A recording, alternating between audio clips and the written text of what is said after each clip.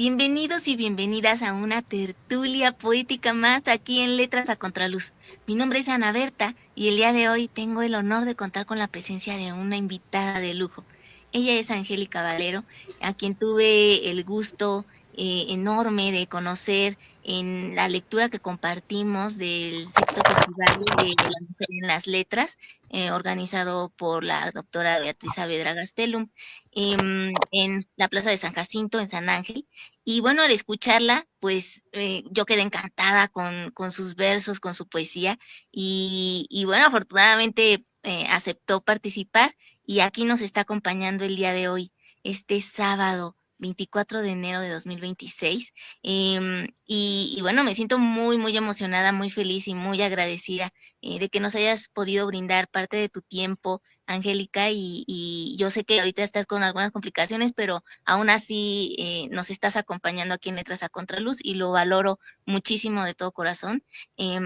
Pues bienvenida y te escuchamos con tu primer poema. Muchas gracias por la invitación. Vamos a leer y ahorita platicamos. Nos tropezamos para evitar mojarnos los pies con la tristeza. Por jugar a mito, el amor partió la barca y las alas con que envolvimos lo nuestro apenas se extendieron para dejar a los paseantes en su sitio al desdibujar el sino de batalla. Resolvimos que el espacio no se discute por miedo a sonreír sin piel. Que nadie muere de amor ya lo sabemos, pero nadie nos enseñó que la desilusión también enferma. Dictarás con tu ausencia los absurdos del tal vez. Yo escribiré con tinta de aguaceros que la vida me dejó descalza. Sí. Muchas gracias por este primer poema y pues con esto iniciamos aquí en Letras a Contraluz. Me gustaría que nos pudieras hablar un poco de esa experiencia en tu vida, en este encuentro que tienes con la poesía por primera vez. ¿Qué ha significado para ti con esa trayectoria enorme que tienes y con esa sensibilidad poética con la que nos conmueves también y nos invitas a adentrarnos en esa intensidad que creas en cada verso? ¿Qué ha significado para ti la literatura y la poesía? ¿Cómo llegas a descubrir esos dones que tienes de la palabra y cómo definirlas? Mira, yo creo que cuando dices don, creo que precisamente es algo que no descubres, que es algo con lo que naces. Evidentemente hay algo que se llama oficio, que es lo que vas a trabajar a lo largo del tiempo, porque no se trata de nada más que te bajen la musa y como eres muy listo y muy sensible y tienes dones, pues ya te sale un poema, nada más lejos de eso. Pero sí te puedo decir, hablando del inicio, del primer encuentro, que de alguna manera ya estaba ahí, ya estaba ahí conmigo de siempre. Vengo de una familia muy cercana a la literatura, de familia de poetas, músicos, escritores, actor, todo, ¿no? Entonces, y desde muy niña tuve mucho contacto con la poesía. Me llevaban en las presentaciones, por supuesto yo no entendía ni nada y me aburría horriblemente, pero poco a poco me fue interesante, ¿no? Y empecé desde muy, muy niña con pequeñas rimas que me enseñaban, pequeños poemitas y a memorizar. Entonces, eso obviamente uno lo reflexiona y te das cuenta mucho tiempo después, pero te vas entrenando tu oído. Es algo natural, ¿no? Como en una casa de diseñadores gráficos, los hijos de los diseñadores gráficos aprenden algo de diseño, de ver lo que están haciendo en su entorno. Entonces, fue un poco así como yo me fui acercando a la poesía, que te digo, me gustó de siempre, ¿no? Obviamente empecé con poesía muy medida, muy clásica, ¿no? Con los poemas de amor de todos los tiempos, ¿no? Ojos claros, serenos, que si de un dulce miráis sois alabados, ¿por qué si me miráis, miráis aislados? ¿No? Y cosas por el estilo que se te van quedando.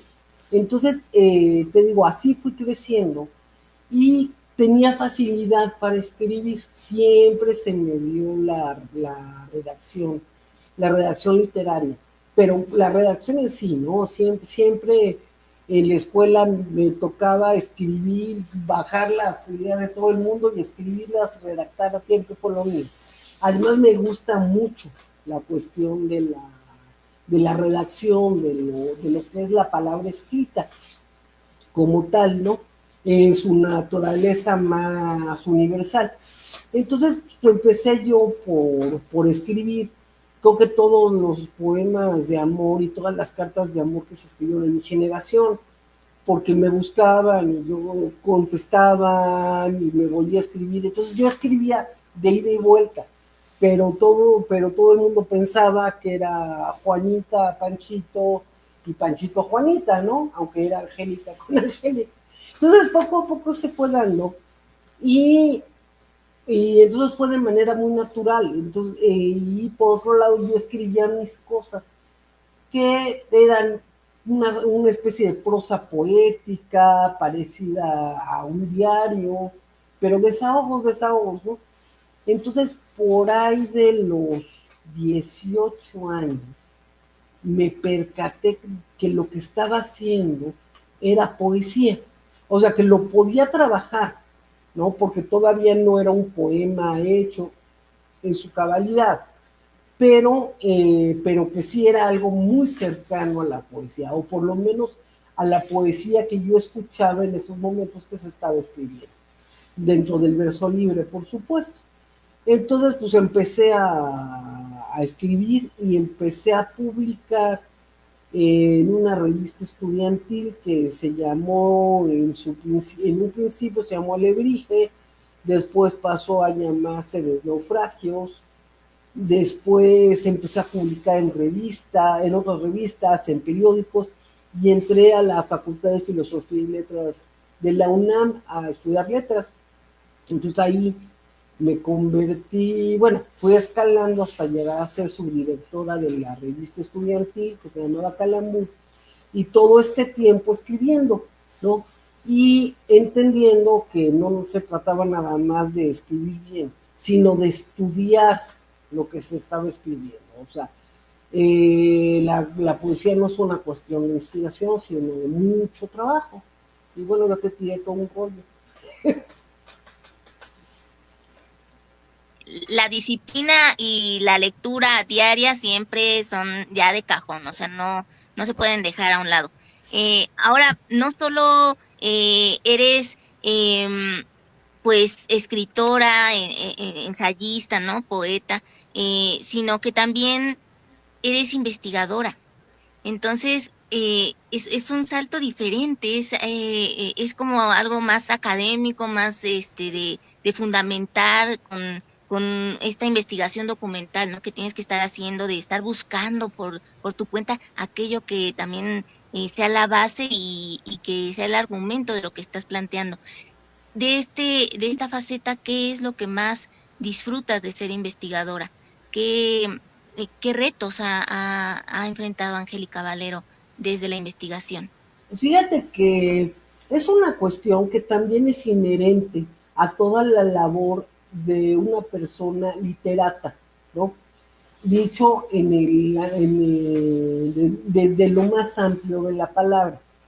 Entonces, es decir, no puedes existir fragmentariamente. Yo aposté en algún momento, porque como ahorita que te conté más o menos mi trayectoria, verás que yo empecé a publicar antes de entrar siquiera a la universidad.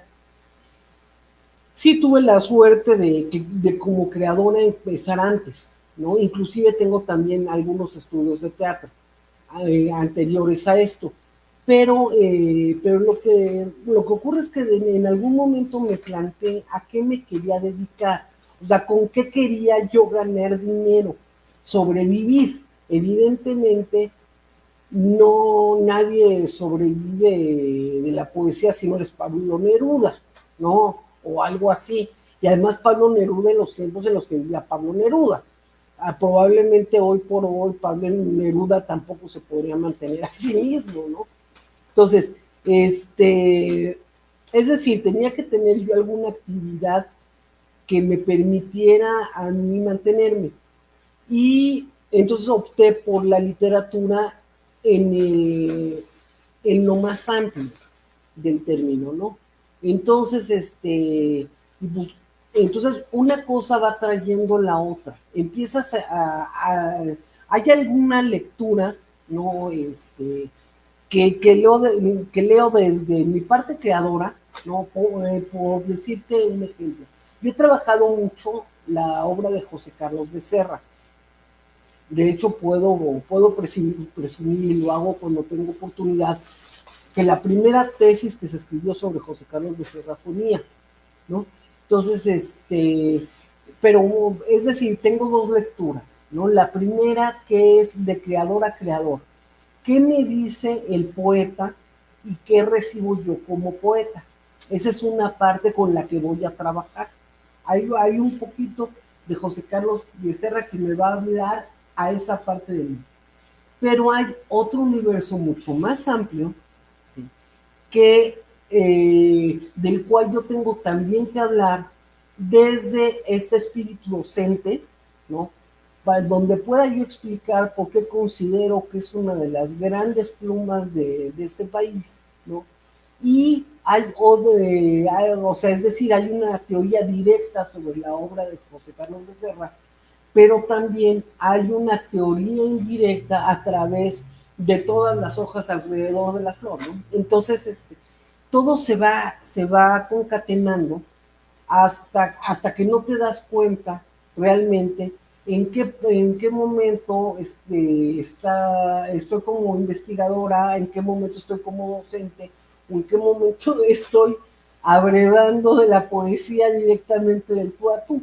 Todo se va dando, o sea, no me quito el disfraz de una cosa para ponerme el uniforme de la otra, ¿sí? O para caracterizarme como una tercera, sino todo se va dando cosa por cosa, ¿no? Y creo que es importantísimo, y de ahí, y creo que lo más importante del área de la investigación es la difusión. Hemos ido perdiendo a muchos personajes que se han diluido por el tiempo, precisamente porque no se ha hablado de su obra, porque no se ha investigado sobre ellos. Entonces, resulta que además como cada vez son más autores, pero cada vez también tenemos menos razones teóricas, ajá, para acercarnos a ellos, pues vamos perdiendo a los más viejos en el olvido. Si no nos dicen porque son buenos o porque hay que leerlos, ¿no? Entonces, mi labor de investigación es sobre todo para la recuperación y la revalorización de todas estas personas, ¿no? Entre estas voces que nos mencionas que son importantes y que han dejado un legado literario o poético trascendental, relevante, ¿cuáles podrías mencionarnos en este momento, aparte de Becerra, que también sea valioso que las nuevas generaciones los retomen? Bueno, mira, hay muchos poetas, muchos escritores que nada más conocemos de ellos porque tienen nombre de calle, ¿no? O sea, para cualquier persona no dedicada a la literatura. Y aún para la literatura ya cada vez son menos conocidos. Te voy a poner un ejemplo, Salvador Díaz Mirón, ¿no? Que ya la gente lo lee muy poco, si no son personas dedicadas a la literatura, no leen a Díaz Mirón. Las nuevas generaciones no tienen idea, ¿no? En la narrativa, Carlos González Peña. En su momento fue muy importante porque entre otras cosas tenían un curso de literatura vastísimo con el que muchas generaciones estudiaron con este libro de texto, ¿sí? Hoy por hoy, la gente, si acaso conoce el nombre de Carlos González Peña, pero no pueden decir un solo libro de los que escribió, ¿no? Entonces, en esta tesitura, de pronto, yo tuve la oportunidad desde muy niña de estar cercana a Margarita Paz Paredes y Emilio Abreu Gómez por historia personal, ¿no? Entonces, pero bueno, en esta revaloración que se ha querido dar desde hace muchos años, que se ha hablado de la poesía femenina, la gran ausente ha sido Margarita Paz Paredes. Hablan de las precursoras, hablan del embate de Enriqueta Ochoa, o hablan de la maravillosa Rosario Castellanos, o hablan no sé, ¿no? De Dolores Castro, divina Dolores Castro, que en paz descanse, ya fuiste mucho. Entonces, es decir, sí son ellas, ajá, pero junto a ellas, inclusive antes que ellas estuvo Margarita Paz Paredes, que fue la primera en, en publica antes que todas las demás, ¿no? Y era, creo que además la más joven, ¿no? Y además escribe con verso libre, aunque bueno, más bien es cuestión de verlo con tiento, porque podríamos decir que es verso libre, pero en realidad es poesía conversacional, que es otra cosa y habría que matizarlo. Pero ahí te estoy dando un ejemplo, ¿no? Hace algunos años se sacó del olvido a Laide Fopa y se le ve como una gran escritora feminista. Antes que todo fue una gran escritora militante de izquierda, ¿no? Pero además durante mucho tiempo no se hablaba de ellas y se seguía repitiendo y repitiendo los mismos nombres de siempre, ¿no? Entonces, ese tipo de cosas son las que, esas cuestiones son las que me parecen importantes y son las que difundo, ¿no? Excelente. Bueno, por aquí Luli Reta envía mensajes. Saludos a la poeta Angélica Valero desde Ciudad Juárez, Chihuahua. Ay, Luli, maravillosa, es una amistad preciosa que hice cuando estuve en Ciudad Juárez, la única vez que he ido. Lo mejor de ese viaje definitivamente ha sido Luli, porque nos hemos hecho amigas a lo largo del tiempo, tenemos unas ideas políticas muy similares, con nuestros corazones muy bien puestos a la izquierda, ¿no? No, es maravilloso. Lo mejor de Ciudad Juárez, después de Juan Gabriel, perdón, pero sí. Sí, pero después de Juan Gabriel está Luis, definitivamente. Maravilloso. Pues saludos hasta Ciudad Juárez, Chihuahua, a Luli Reta. Bueno, pues hoy lo hicimos diferente en el orden de todo, pero aquí viene la semblanza. Angélica Valero es literata, poeta, ensayista, crítica e investigadora. Nace en la Ciudad de México. Es licenciada en Letras Hispánicas por la UNAM. Entre las agrupaciones a las que pertenece destacan la Asociación de Escritores de México, AC-AEMAC, en donde fungió como vocal de la mesa directiva, el Instituto del Derecho de Asilo y las Libertades Públicas, Museo Casa León Trotsky, y la Asociación Mundial de Mujeres Periodistas y Escritoras. Considerada en el Diccionario de Escritores Mexicanos, UNAM, Instituto de Investigaciones Filológicas, en el tomo 9 del año 2007. Ha publicado de manera individual Soy la casualidad. En Toluca, La tinta del Alcatraz, 1993. La hoja murmurante, 111. También Parir su muerte, en la SOGEM, Mixcoatl, 1996, poesía 19.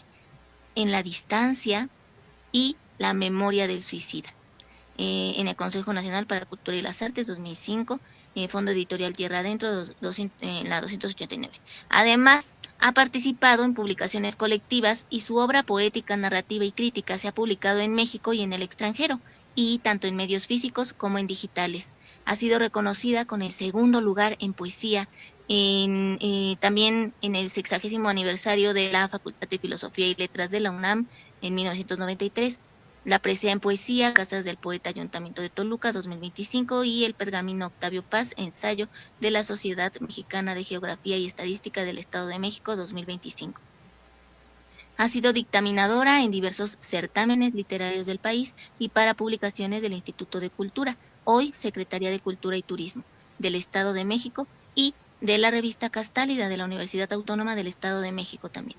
Es además presentadora, crítica y reseñista de la obra de diversos escritores, entre los que destacan particularmente sus trabajos monográficos y sus ensayos sobre estilística de la poesía mexicana.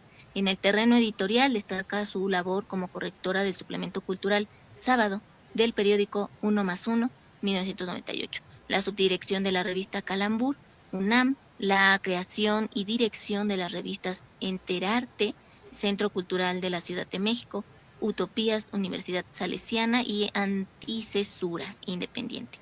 Asimismo, fue jefa de medios impresos en el Instituto de Seguridad Social del Estado de México y Municipios ICEMIM, y coordinadora de comunicación digital en el Ayuntamiento de Metepec.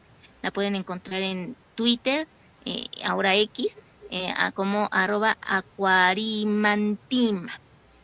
En Facebook, Angélica Valero, y en Instagram, @Angélica Valero Recio.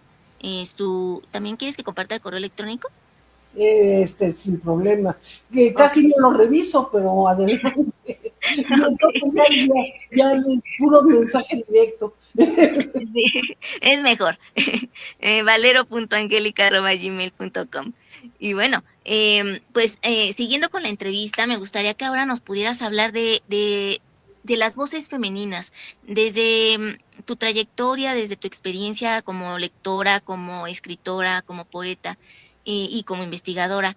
¿Cuál consideras que es ahora la función principal de las mujeres en el ámbito literario y qué falta todavía por hacer desde lo que podemos expresar, no solo con un compromiso social, sino estético también y estilístico al mismo tiempo? ¿Qué es entonces la mujer en el ámbito literario hoy en día?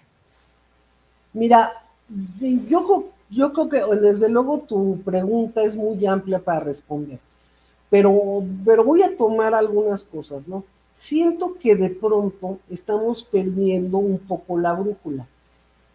No se trata de no ser feminista. Creo que cualquier mujer sensible y empática con su género debe de ser feminista, por definición, ¿no?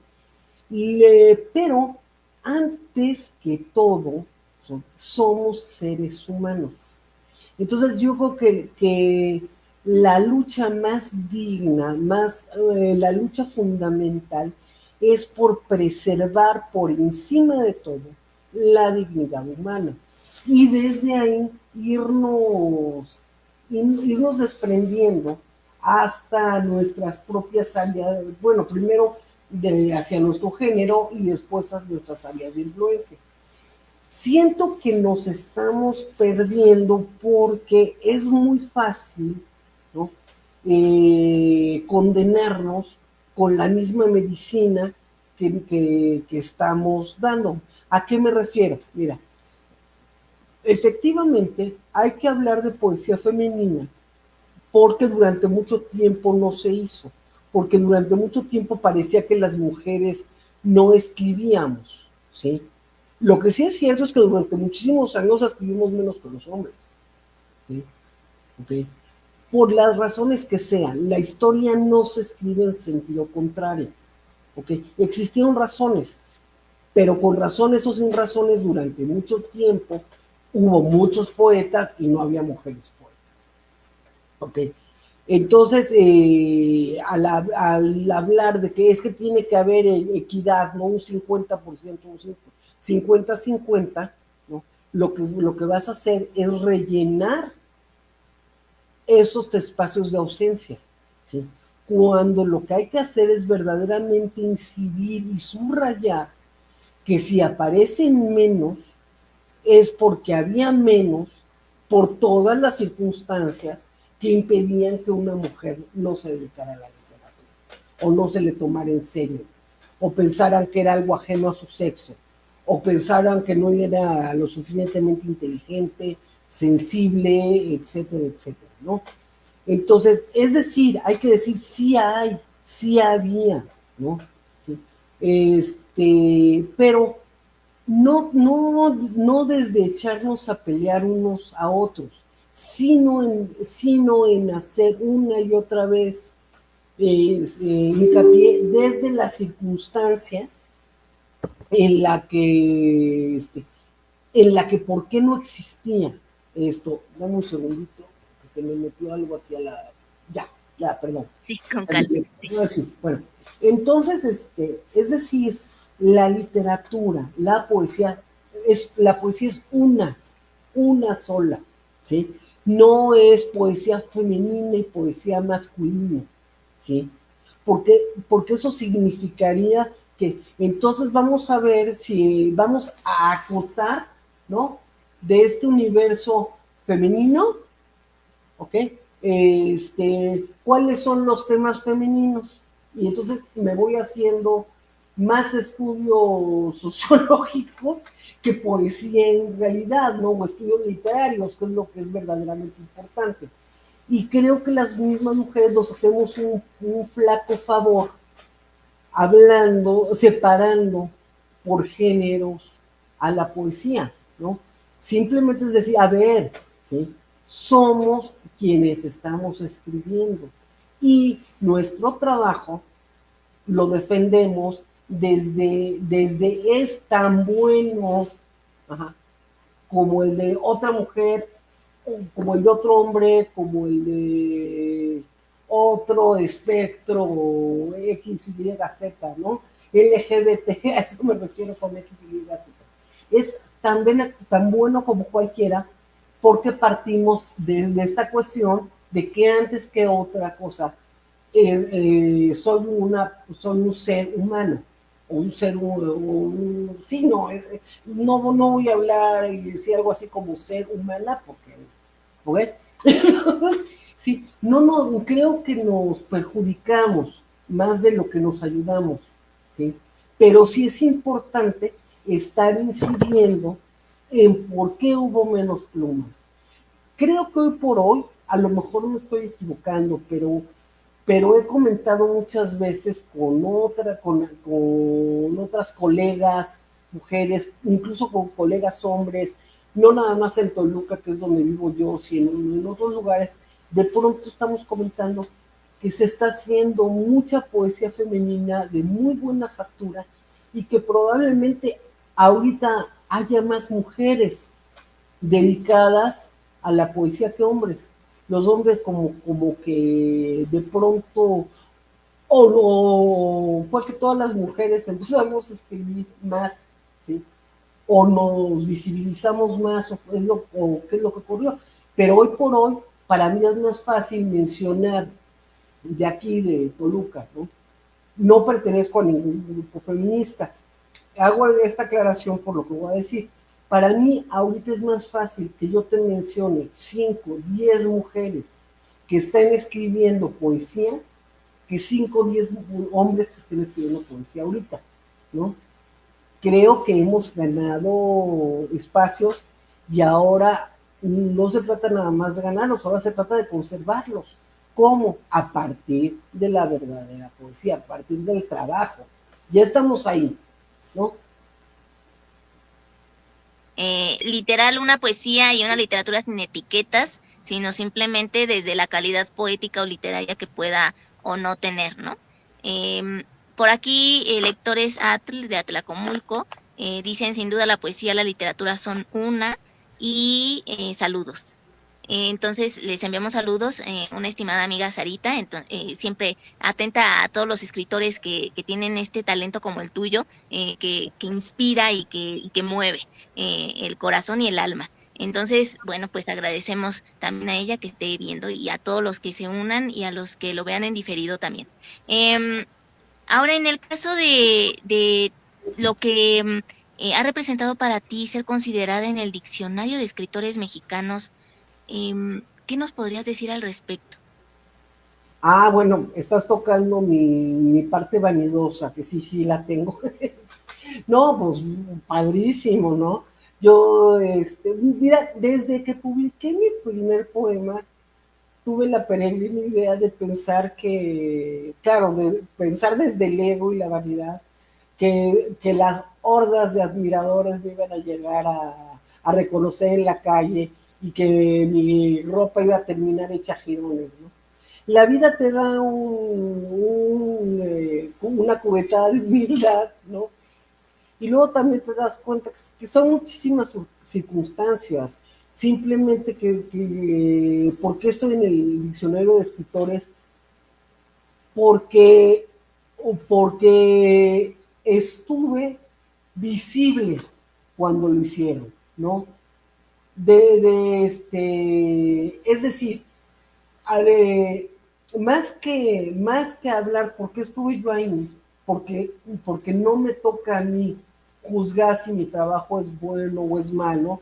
Al contrario, digo, no me persiguen mis admiradores, ni me han roto la ropa nunca.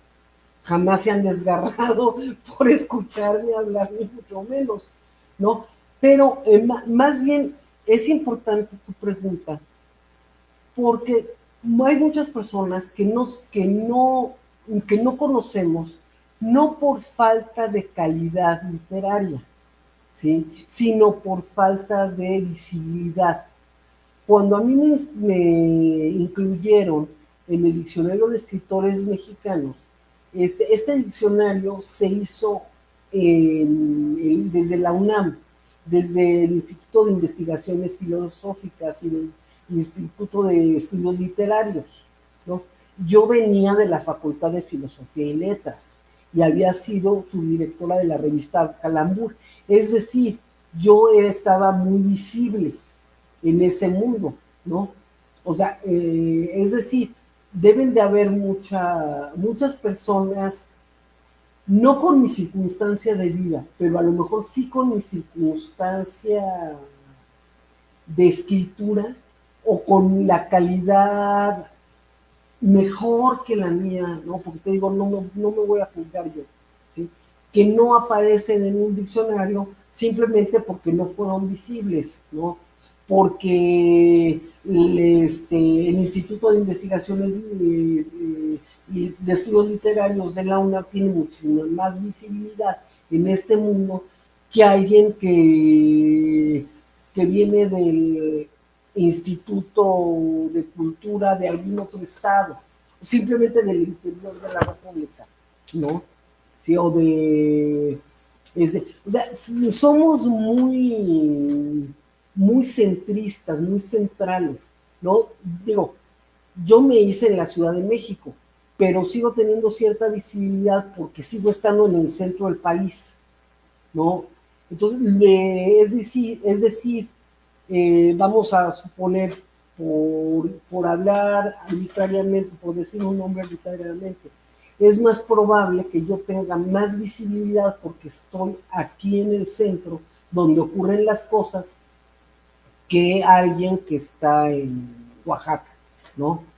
Mira, hace poco platicaba yo con un escritor al que considero mucho, que se llama Pedro Valderrama. Él se ha dedicado a hablar de la contracultura en espacios como Tijuana o Guadalajara. ¿Ok?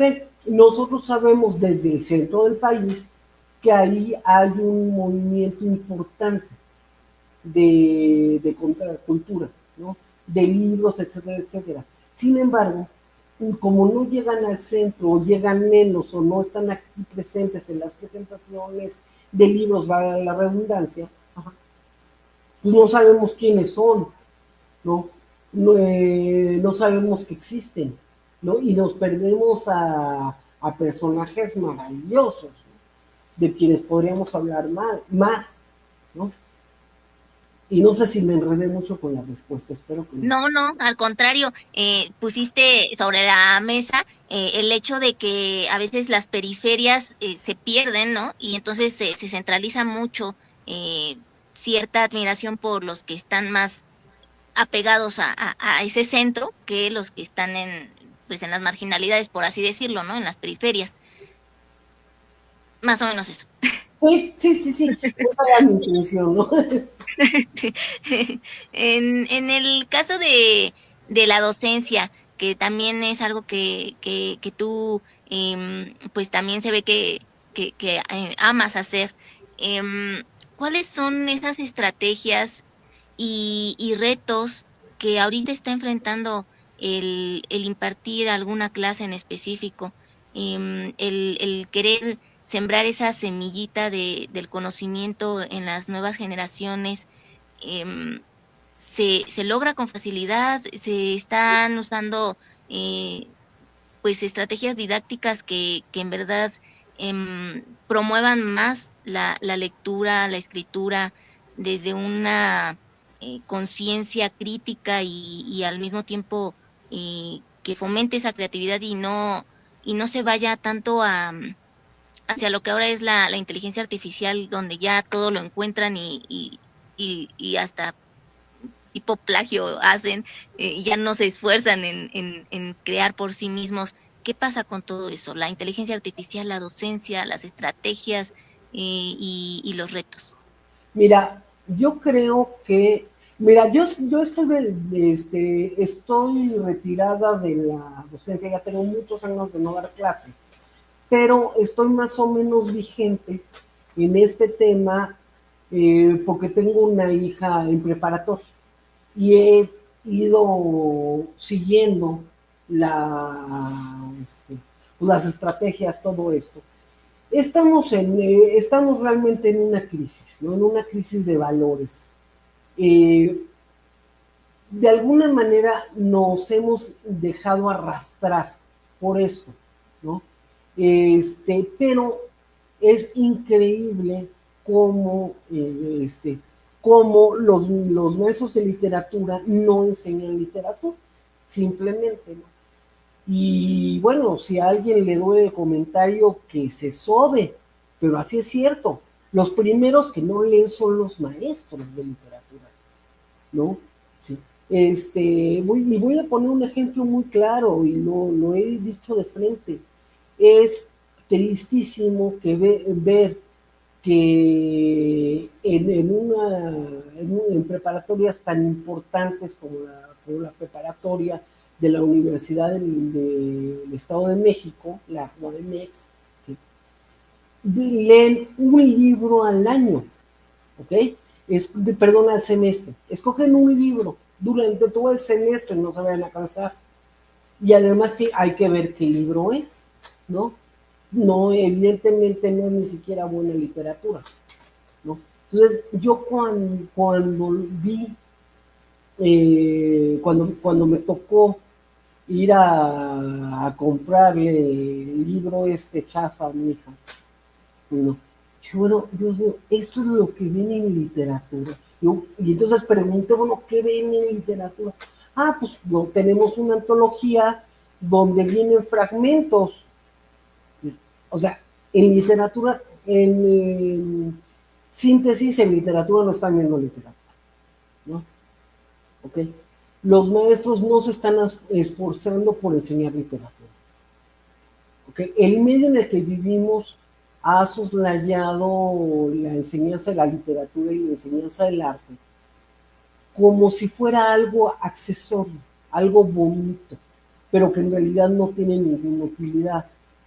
Cuando se ha demostrado que el literato por definición, pero el artista, todo en su conjunto, va a ser el testigo realmente de una era. Vamos a aprender historia a través del arte, siempre, ¿no? ¿Sí? A través de la literatura se escribe el testimonio, aprendemos a entender épocas, aprendemos a entender el corazón. ¿Sí? Eso por un lado. Por otro lado, existe la creencia de que los jóvenes no leen. Aunque hay mucho de cierto en eso, también hay una gran falsedad. Los jóvenes están leyendo todo el tiempo. El problema es que lo que hemos perdido el control es sobre lo que están leyendo todo el tiempo, ¿sí? Están leyendo desde el meme, desde el chiste, ¿no? Desde la desinformación, desde artículos, porque eso sí es imposible que lean un texto largo porque se pierden, porque se aburren, pero todo el tiempo están leyendo. Entonces se ha perdido esa área de oportunidad que podrían tener los docentes, aunque dando, utilizando esta poca atención que tienen los jóvenes en despertarles la verdadera curiosidad de la literatura, ¿sí? Porque ¿qué pasa? ¿No? Si hay una mala calidad de lectores, hay una mala calidad de escritores, ¿no? Okay. No sé qué tanto de alguna manera se sigan reproduciendo, se sigan gestando las nuevas generaciones de escritores, pero yo no los veo mucho, ¿eh? Yo no los veo buscando sus nichos para leer, sus libros para publicar, cuando además tienen muchísimas más posibilidades de publicar que las que tuvimos generaciones anteriores, porque nosotros dependíamos de los libros o de las revistas para que nos leyeran, ¿sí? Ahorita existen nichos como el Internet, bueno, más bien desde el Internet, nichos como Redes Instagram, sociales, ¿no? así, todas las redes sociales, ¿sí? Todos los espacios de blog donde puedes publicar, ¿sí? Sí. Y puedes ir creando a tu propio nicho de lectores. ¿A dónde están? ¿No? O sea, no, ellos dependen de sí mismos, o sea, estas nuevas generaciones dependen de sí mismas y yo no las veo. No, o no me han invitado a verlas, cosa que es un tanto extraña porque en todos estos años que yo fui docente, de alguna manera tengo muchos exalumnos que me han seguido, que se han incluso dedicado a la literatura, ¿no? ¿Sí? Entonces, a través de ellos podría, pues, eh, acceder a estos espacios, pero no accedo por ellos porque nadie me los ha presentado, ¿sí? ¿Por qué? Porque no hay una labor real de difusión de estos nuevos espacios. Creo que sí me explico, ¿no? Tanto en la parte de la docencia, donde a veces hay una desafortunada mala orientación de las lecturas que podrían brindarles todavía un panorama mayor a los jóvenes, hasta pues esta falta de estrategias de difusión que en verdad em, pues pongan en alto las voces que están, ¿no? Presentes ahorita.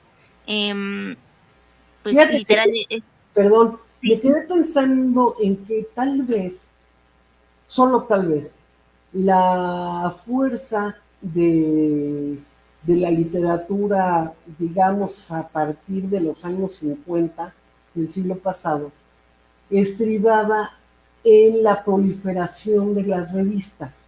Las revistas, si bien la mayoría tenían una duración muy corta, lo que sí lograban es que hiciéramos comunidades. Entonces, ciertamente los leíamos entre nosotros, pero quien estaba en una revista generalmente no nomás estaba en una, estaba en dos, estaba en tres, colaboraba aquí, colaboraba allá. Entonces muchas veces nos repetíamos los escritores, pero muchas veces teníamos el acceso a otras personas, a otras lecturas. Entonces estábamos creando comunidad. Aquí lo que veo es que existen muchos sitios del llanero solitario, ¿no? Muchos sitios de alguien que escribe sus cosas para sí misma, para su propio grupo, para si acaso, ¿no?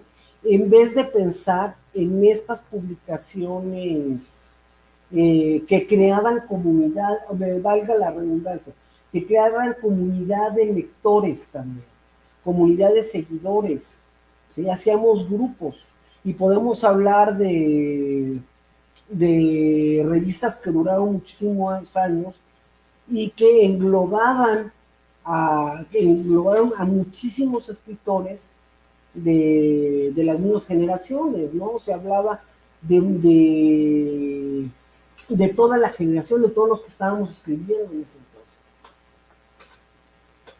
entonces. Por ejemplo, Calambur, ¿no? Sí. ¿La tendrás a la mano por allí alguno de los ejemplares que aún estén allí a la mano, presentes? Mira, me comprometo a buscarte alguno y subirlo en cuanto lo encuentre a los comentarios. Sí, Porque no, aquí a la mano no lo tengo. Mira, Calambur fue una revista muy bonita. Cuando yo llegué a ella, la revista ya existía. Estaba en su segundo número. Es decir, ya la habían gestionado. Era una revista de estudiantes, pero auspiciada por la Facultad de Filosofía y Letras. Es decir, había lana para publicarla, ¿no? Ya obviamente no para pagar colaboradores. Pocas veces me han pagado una colaboración en una revista, de hecho, ¿no? Entonces, no había dinero para infraestructuras, ¿no? Eso teníamos que ver qué hacíamos o cómo se nos ocurría. Pero sí había papel en impresión, que era lo importante. Y el dinero que lográbamos conseguir para lograr una cierta autogestión nos permitió llevarla hasta pagar algún diseño profesional. Entonces, esta revista era una revista de estudiantes. Te digo, yo llegué todavía en la etapa de formación de la revista, me quedé varios números con ella, hubo varios conatos de que desapareciera la revista, pero finalmente logra sobrevivir. Cuando yo me salgo de la revista porque terminé la carrera, ¿no? Entre otras cosas dije, no, ya, hasta aquí llegué yo, voy a dar un paso más allá. La revista todavía hasta donde me tocó saber, hasta donde tuve contacto, todavía duró por lo menos algunos números más, no sé cuántos. No me extrañaría que hayan sido bastantes, pero hasta donde sé, también hace muchos que ya no existe. Me puedo estar equivocando, ¿sí? Pero sí quienes estuvimos ahí ya no, ya desde luego no somos los mismos y no somos los mismos desde hace muchos años. Yo terminé la carrera hace como 30 años, ¿no? Entonces, ni en 30 años sería imposible suponer que alguno existiera todavía, ¿no? Pero el espíritu de la revista era ese, de dar a conocer a los que hacíamos literatura dentro de la facultad.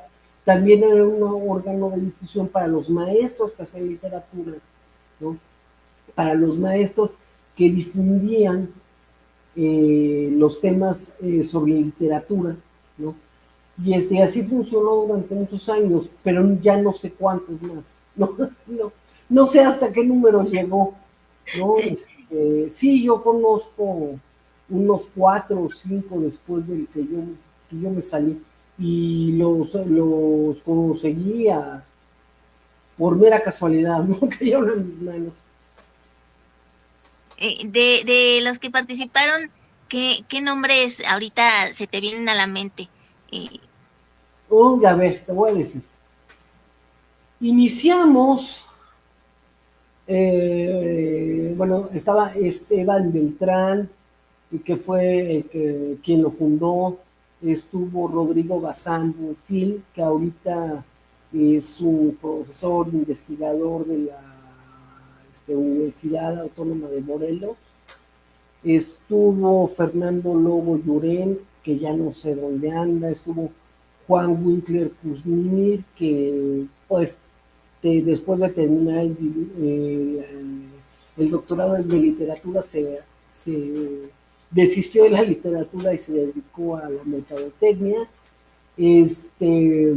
Estuvo Felipe Serna, hace mucho tiempo, aunque era muy amigo mío, hace mucho tiempo que no sé nada de él. Eduardo Aznaburian Roure, que tampoco sé dónde está y lo extraño mucho. Jorge Salvador Jurado, que se dedica a la literatura todavía. Estuvo David Javier Kaiser, Eric Rasmussen Almaraz, ¿quién es más? Déjame. Bueno, muy importante, Ramón Cuellar Márquez, que es una persona muy inteligente, un escritor de primer orden, un muy buen poeta de Baja California. Estuvo también con nosotros. ¿Quién más estuvo? Déjame pensar. Bueno, son los que se me ocurren ahorita, ¿no? Pero, Pero también ahí estoy notando, son más poetas hombres, no, sí, no, ¿verdad? no, nada más eso. No te quiero decir las reuniones de dirección eran chistosísimas y mis comentarios, porque obviamente el carácter que tengo, lo recuerdo con mucho cariño, por el carácter que tengo, pues yo nunca no me dejaba, ¿no?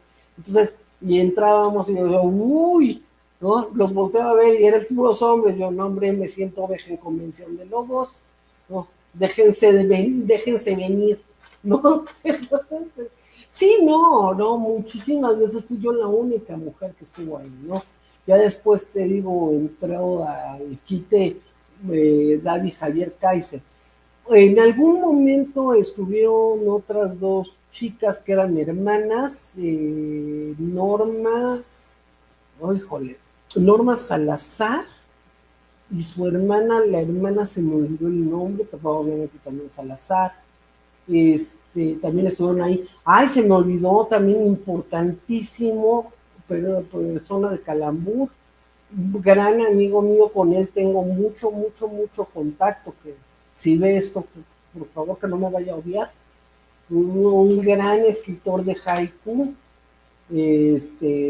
Jesús Gómez Morán, ¿no? Un gran hacedor de haiku, premio nacional de haiku, ¿no? Pero sí éramos, fíjate que era chistoso porque a nivel clases, la Facultad de Filosofía y Letras es una facultad donde hay muchas mujeres, ¿no? Y había clases donde el número de mujeres podía superar inclusive al de hombres, ¿no? Sí. Por lo menos yo creo que éramos más las mujeres que terminamos la carrera que los hombres, ¿no? O proporcionalmente más, vamos a suponer, por hablarte de números cerrados, que hubiéramos entrado de 100 alumnos, hayan sido 70 hombres, y, bueno, no, 60-40, vamos a poner, 40 mujeres. Pero de esos 60 hombres, se titulaba la cuarta parte, ¿no? ¿No? Es decir, 15. Pero de las mujeres nos egresábamos como la mitad.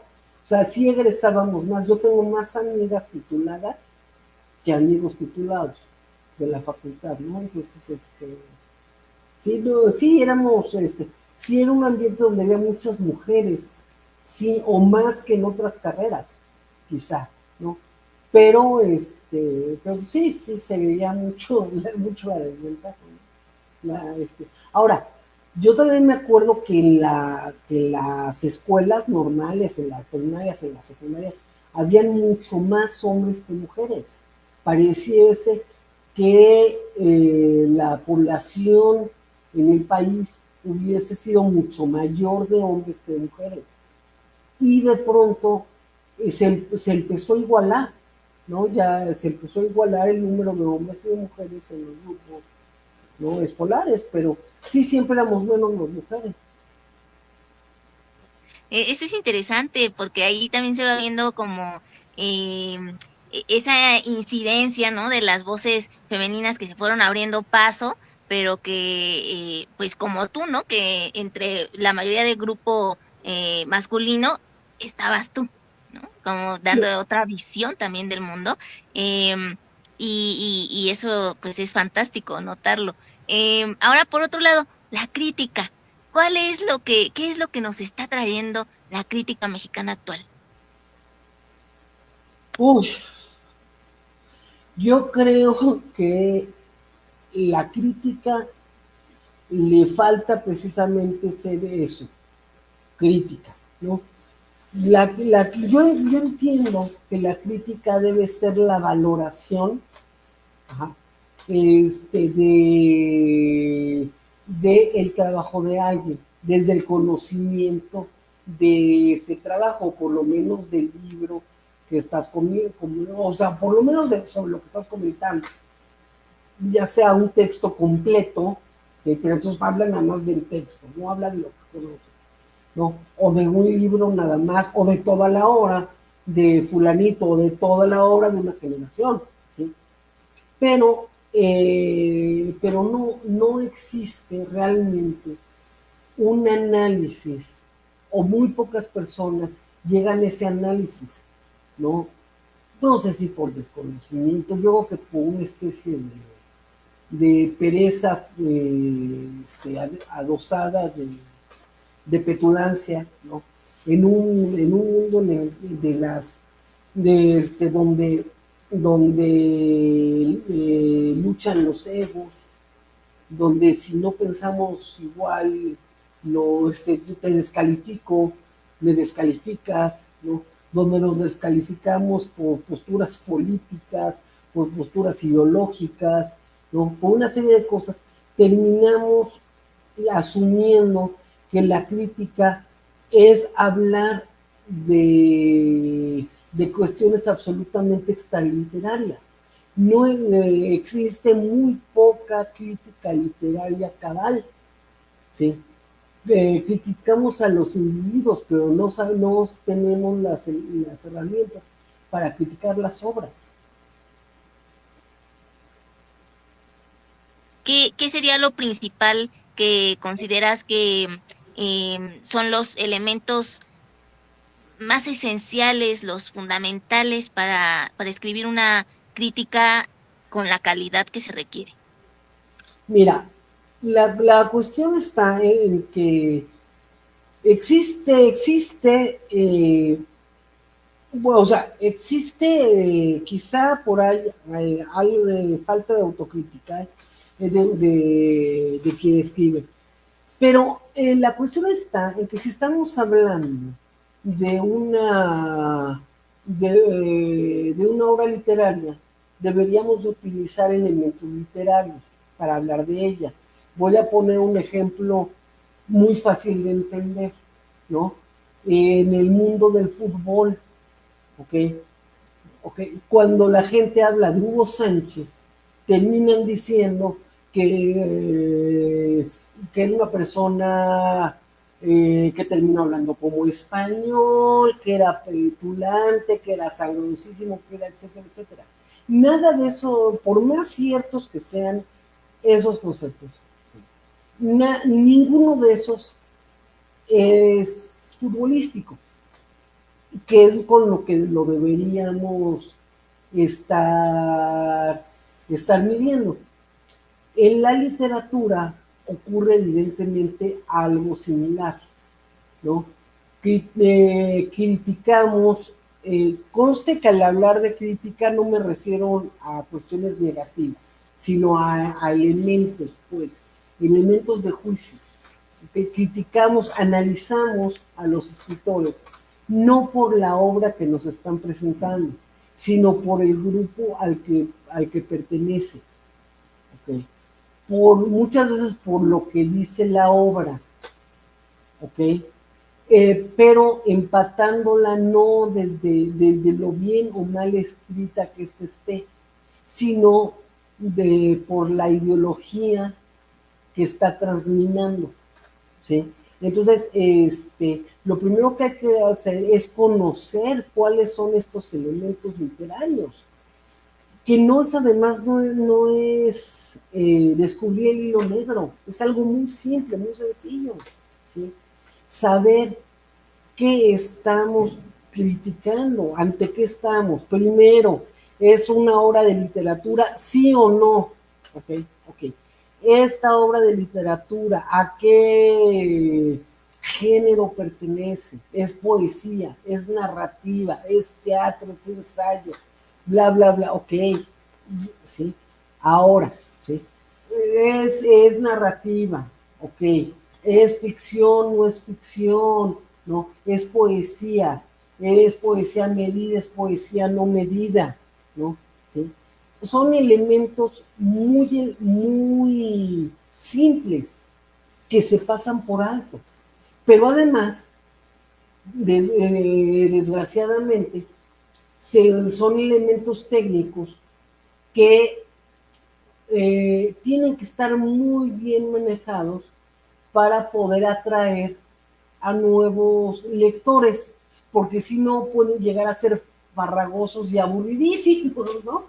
Cuando estamos hablando de los recursos retóricos de un poema, para quien no entiende que es un recurso retórico, pues se va a poner un aburrido espantoso, ¿no?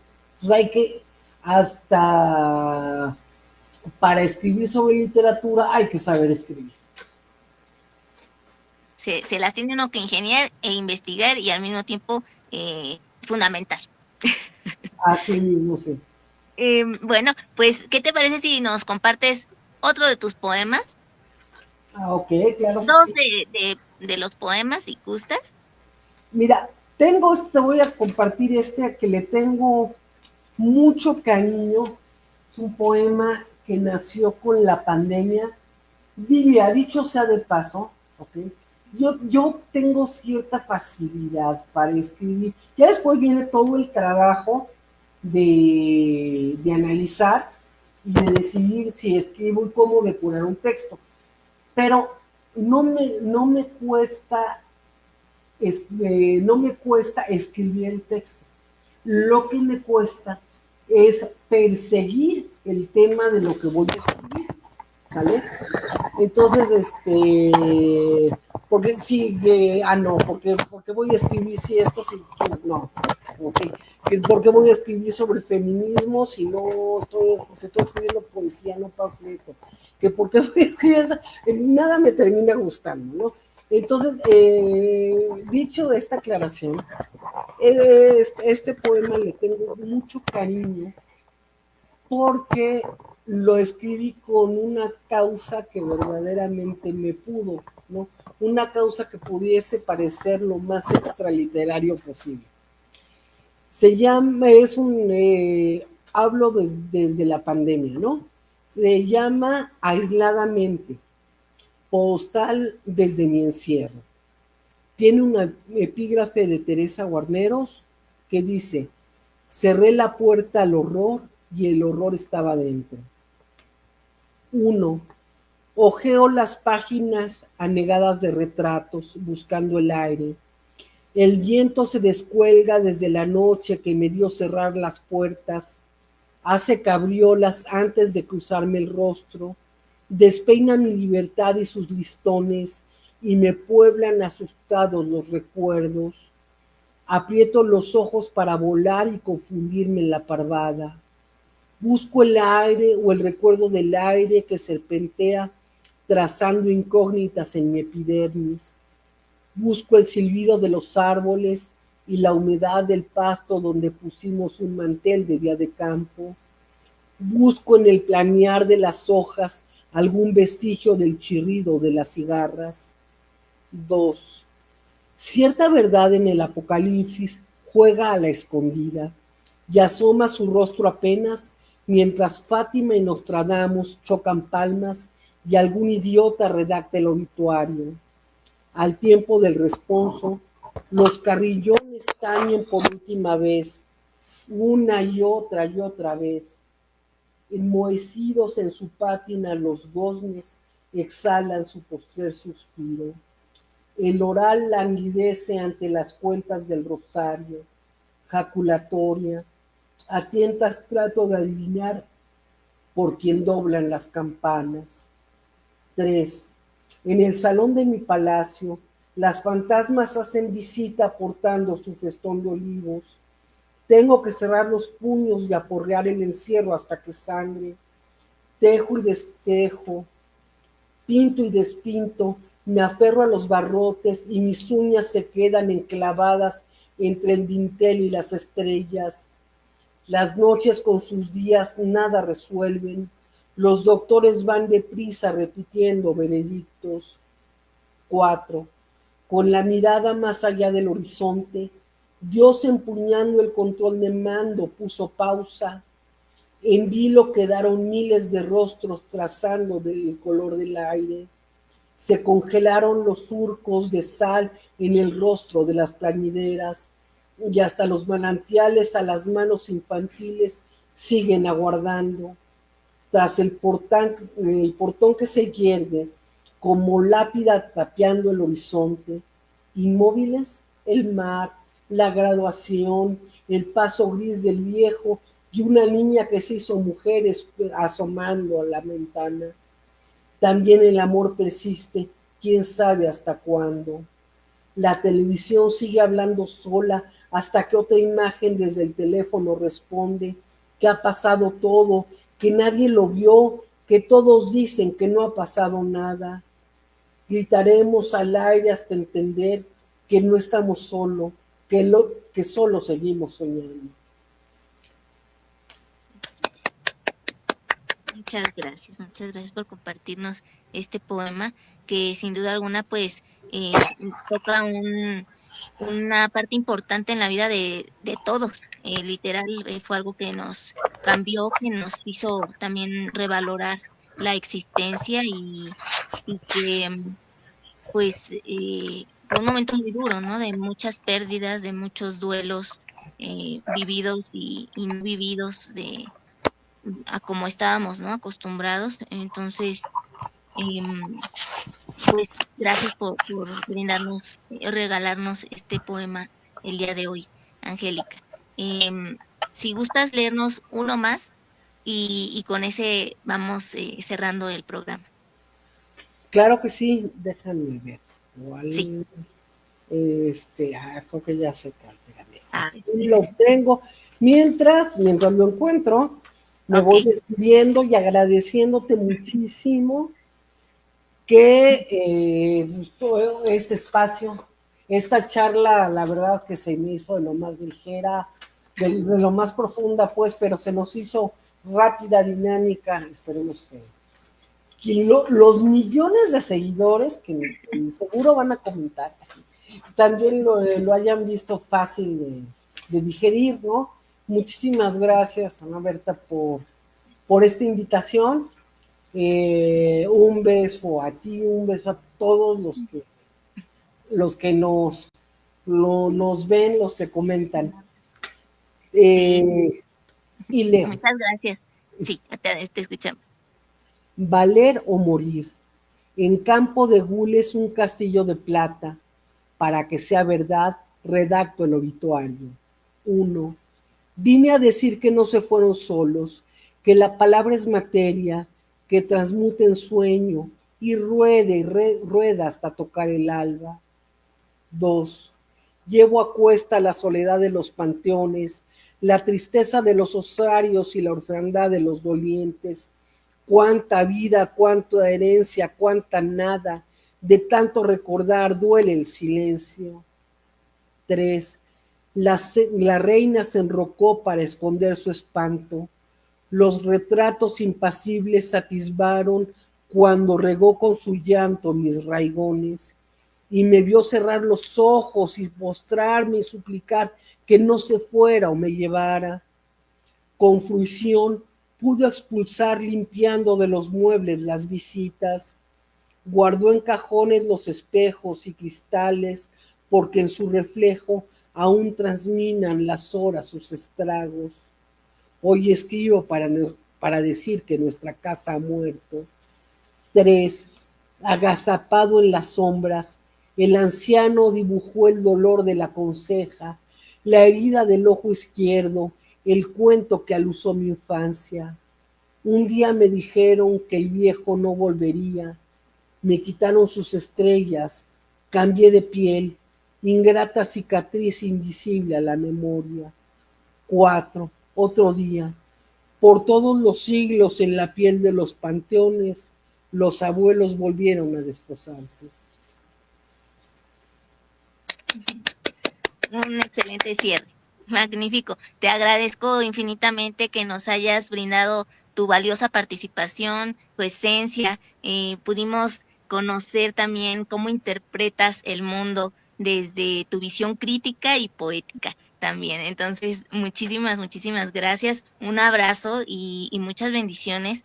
También a quienes vieron este video en vivo, a quienes lo ven en diferido, por todo su tiempo, por su atención, por también compartir este amor por la literatura, por la poesía y sobre todo por conocer a los autores que hoy en día están marcando un parteaguas también y que nos están invitando a ir a ese mundo interno y al mismo tiempo mirar el mundo externo con nuevos ojos, con una mirada mucho más crítica y también, por supuesto, autocrítica, porque si no, no podemos ir evolucionando más como seres humanos y como sociedad. Por aquí te envían muchos aplausos y también gracias, un gusto conocerla. Muchas gracias.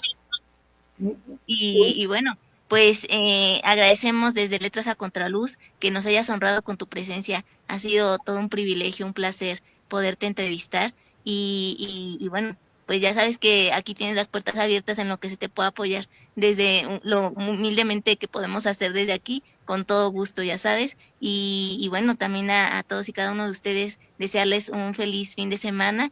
Sigan disfrutando de este 2026 y que la vida les traiga muchas, muchas bendiciones y mucha luz, mucha armonía en sus vidas y sobre todo salud. Un abrazo.